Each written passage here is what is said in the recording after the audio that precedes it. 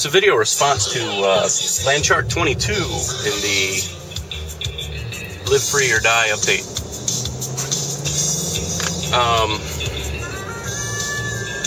And sort of a bit of a response to Shall Not Be Infringed, who 3 videos ago for him mentioned something about having things like historical thoughts, kind of. He had some historical things that he was trying to wrap his brain around. Got me thinking about historical things too. And you know, the letter that we were talking about for Thomas Jefferson,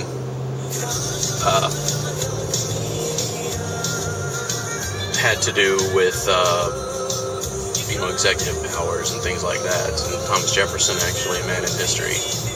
I don't know if y'all have ever visited Monticello in Virginia. It's pretty interesting. And the one thing that I took away from visiting Monticello is something the historian that was there said, in that Thomas Jefferson did not want to be known as a president in his retirement years. What he wanted to be known for and associated with was his participation with the Declaration of Independence, which he had a very big hand in.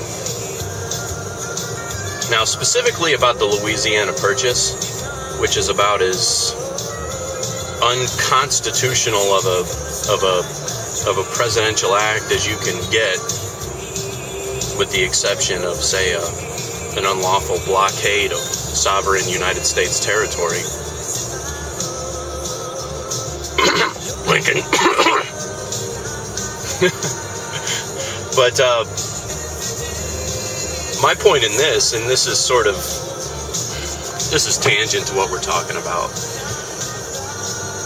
Revolutionaries make piss poor leaders.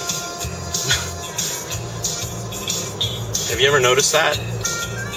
Take guys like, you know, it could be argued whether or not Jefferson was a good president, or Adams was a good president, or Washington was a good president.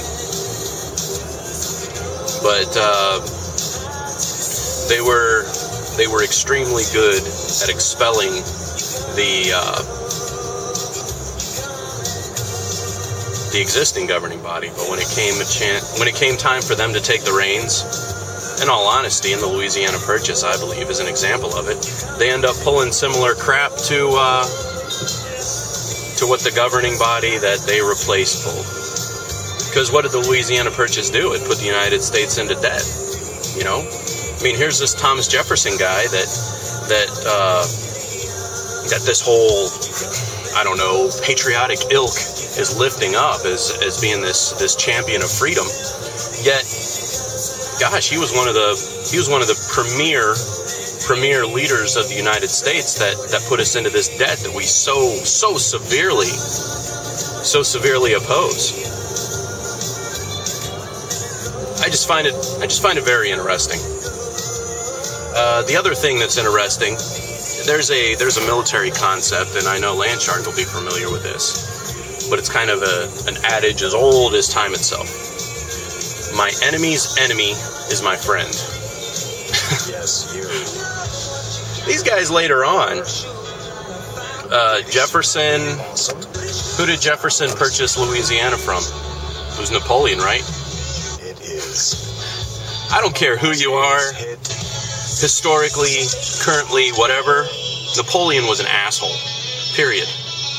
There's no ifs, ands, or buts. The only good thing about Napoleon is that he was fighting the British at a time when when the British were impressing American citizens. And you take the War of 1812, which didn't have to happen.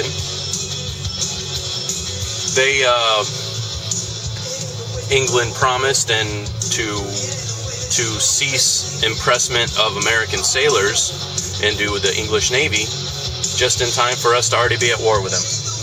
1812 was a mess, and our alliance with Napoleon was a mess. I don't know. Yeah. that's it for this video. We'll see y'all later.